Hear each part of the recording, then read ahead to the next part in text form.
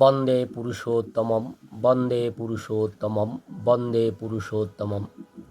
অমৃত পদযাত্রী দাদা ও মায়েরা, সকলের প্রতি রইল আমার আনন্দিত জয়গুরু। যোগু পুরুষোত্তম শ্রী শ্রী ঠাকুর অনুকূল চন্দ্রের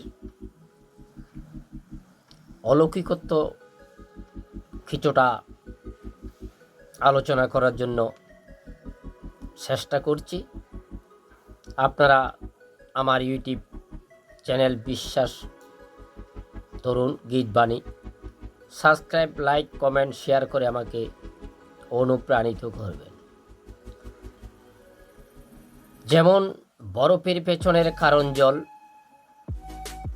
জলের পেছনে জলীয় বাষ্প, তার পেছনে অন্য কিছু, ঠিক তেমনি পরম দয়াল শ্রী শ্রী ঠাকুর অনুকূল চন্দ্রের সহজ স্বাভাবিক অভিব্যক্তির অর্থাৎ তার চালচলন, কথাবার্তা, প্রতিটি অঙ্গ প্রত্যঙ্গের ব্যবহারিক ভঙ্গির পেছনে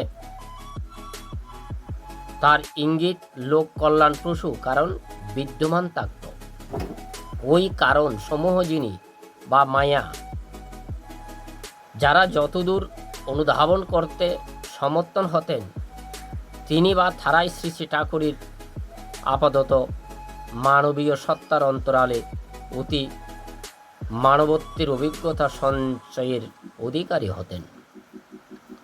আমাদের দেহাশ্রিত চক্ষু, কর্ণ, নাসিকা, জিহ্বা, ত্বক সমূহের যথাযথ পরিচর্যার ফলে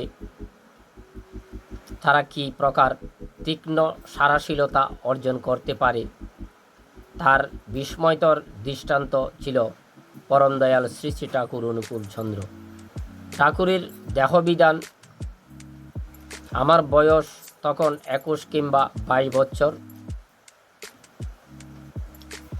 এক দাদা বলছেন, সে দাদাটার নাম হলো হিরণচন্দ্র মুখার্জি। একদিন আমাকে হঠাৎ বললেন, দেখ, আমি হয়তো কখন আপাতত এমন অসম্ভব অবান্তর কাজের কথা তোমাকে বলতে পারি যা তুমি জানো। দুনিয়ার লোক বলবে, কিন্তু সেই অভ্যস্ত ধারণা প্রসূত দৃষ্টি নিয়েই যদি বসে থাকো, আমার কথানুসারে করার চেষ্টা যদি না দেখি, তাহলে তোমারও তোমার পরিবেশের কতখানি যে শুভ সম্পদ হাতের নাগালে পেয়েও বঞ্চিত হলে তা হয়তো তোমার বুদ্ধি ধরা পড়তেই পারে।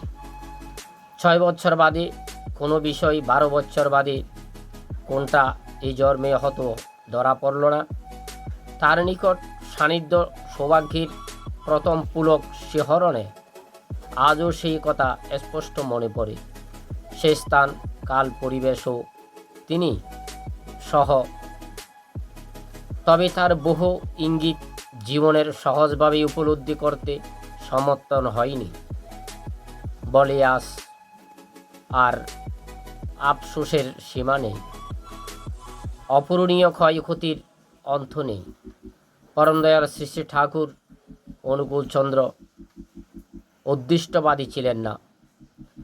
মানবীয় অদৃষ্টবাদকে বরাবরই তিনি আমাদের দৃষ্টিভঙ্গির আওতায় এনে দিতে ইচ্ছুক ছিলেন। তাই শ্রী শ্রী ঠাকুর শ্রীমুখ নিঃসৃত একটু আদেশ, নির্দেশ ও মতামত লাভ করার মূল্যায়ন বহু ব্যক্তির নিকটে পার্থিব যে কোনো দান প্রতিগ্রহ অপেক্ষা অধিকতর আকাঙ্ক্ষিত সম্পদ বলে বিবেচিত হতো। আত্মরোগী সুচিকিৎসকের নিকট তার রোগের সবিশদ কার্যকারী বিবরণ দিতে অসত্য হলেও ধনমন্দরের চিকিৎসা বিধান হইতে বঞ্চিত হয় না। আরোগ্য লাভের জন্য রোগের শুধু চিকিৎসা বিধানকে নিখুঁত পালনের প্রয়োজন হয়।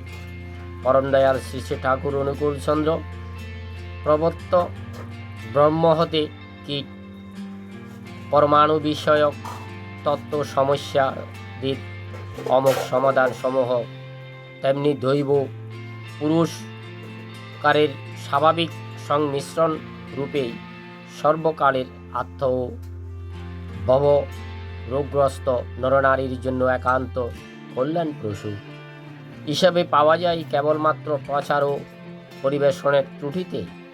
আজও জগৎবাসী যেন অমৃত সম্পদ থেকে বঞ্চিত হইয়াছে।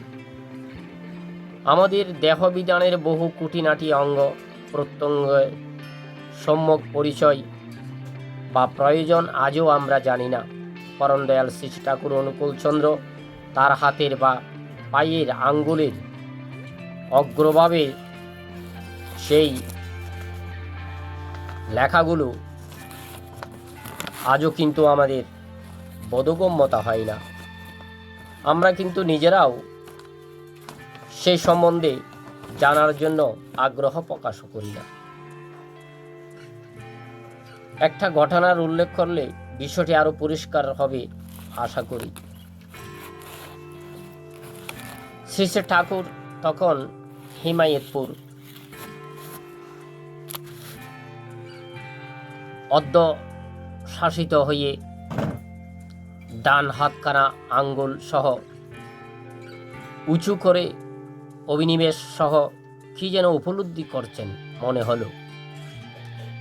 একটু বাদে হাত নামিয়ে উপবিষ্ট আমাদের দিকে তাকালেন। আমরা উৎকুশ নেত্রে তাকিয়ে আছি।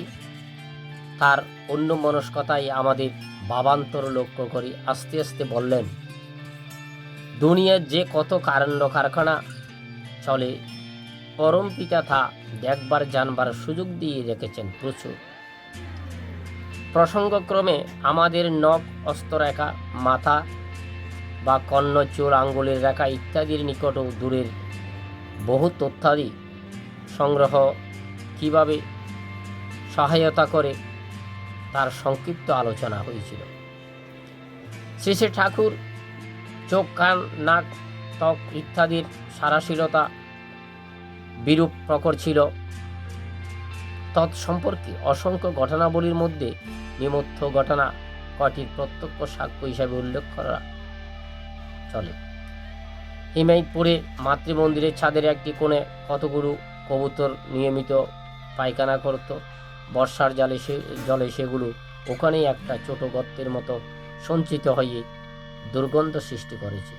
অথচ ছাদে পথচারণকারী আমাদের গ্রহণে তা ধরা পড়েনি।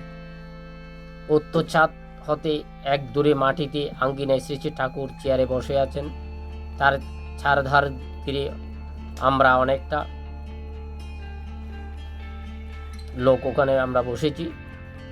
শ্রী শ্রী ঠাকুর বলেছেন, কেমন একটা দুর্গন্ধ লাগছে, দেখতো কোথা থেকে আসছে। নিকট দূরের ছারদার খোঁজে কোথাও কিছুর সন্ধান পাওয়া যাচ্ছে না।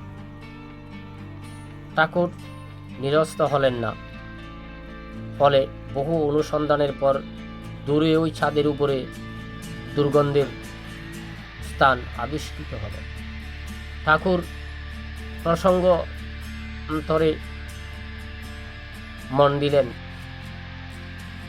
কোনো দাদার দূর হতে হাঁটার ভঙ্গি লক্ষ্য করে ঠাকুর বললেন, বলতে পারিস ওই দাদাটি কি ভাবতে ভাবতে আসছেন, এসে কি বলবেন?